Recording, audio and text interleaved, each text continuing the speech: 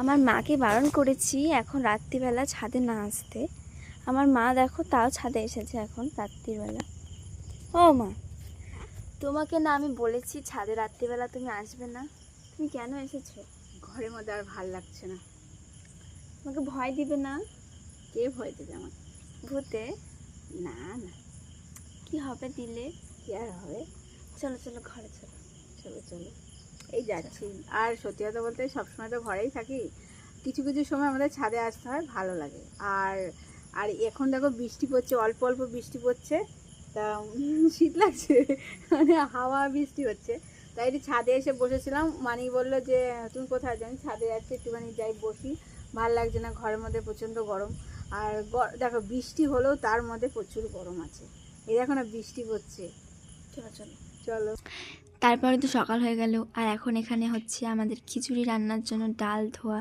তো এখানে দেখো মুগ ডাল, মসুরির ডাল, ছোলার ডাল সমস্ত কিছু দিয়ে এখন ধোয়া হচ্ছে। দেখো আজকে আমাদের খিচুড়ি রান্না হবে, 3 রকমের ডাল দেওয়া হয়েছে, ছোলার ডাল, মুগ ডাল, মুসুরির ডাল, আর তার সাথে গোবিন্দভোগ চাল। মানিয়ে ধরছে, আমিও ধরছি দেখো। তো ডাল ধোয়া তো হয়ে গেল, দেখলে কত সুন্দর করে পরিষ্কার করে। দেখো জলটা কিন্তু এবার আর খোলা হচ্ছে না। তো ডাল ধোয়া কমপ্লিট, এবার হচ্ছে গিয়ে কড়াইতে তেল দিয়ে দিলাম, তারপরে এখানে ডাল দিচ্ছে মা। তো এখন এই ডালগুলোকে সুন্দর করে ভাজা করা হবে, তারপরে এটাকে সেদ্ধ করা হবে। তো দেখো মা কিন্তু সুন্দর করে ভাজছে, আর এর মধ্যে একটু নুন একটু হলুদ দিয়ে দিলাম। এখন এটাকে এখন নাড়াচাড়া করে সুন্দর করে ভাজতে হবে। তো তারপরে দেখো ডালটা তো ভাজা হয়ে গেছে, আর এখানে হচ্ছে গোবিন্দভোগ চাল, যেটা এখন ধোয়া হবে। তো এই যে দেখো চালটা আমি ধুয়ে নিচ্ছি, সুন্দর করে পরিষ্কার করে ধুতে হবে। তো তারপরে এখানে এখন ডাল সেদ্ধ মা বসিয়ে দিয়েছে, দেখো ডালটা ফুটেও গেছে। আর চালটা অনেকক্ষণ আগেই ধোয়া হয়েছে। আর মানে এখানটা আলু ভেজেছে, সুন্দর করে আলুটা ভেজেছে দেখো, একদম বাহ। দেখো কাজটা দেখো, আমার এইগুলো দেখলেই মাথাটা আরও গরম হয়ে যায়। মানে ডাল ভাজতে গিয়ে এক গাদা ফেলে দিল, আবার এখন চালটা দিচ্ছে, চালটাও এখন ফেলে দিচ্ছে, তাহলে বোঝো। এখন মনে হয় না ঠাস করে একটা চড় মারি, কাজটা গুছিয়ে করতে পারে না। না পড়ে গেলে আমি কি করতে পারি বলো তো? পড়ে যাই শুধু আমার হাত থেকে। পড়ে যায়, মারলে ঠিক হয়ে যাবে, মারলে আর পড়বে না। না পরে, আর একটু পরে। তা দিয়ে দাও, আলু দিয়ে দাও, কিছু হবে না, আলুটা দিয়ে দাও, থাক।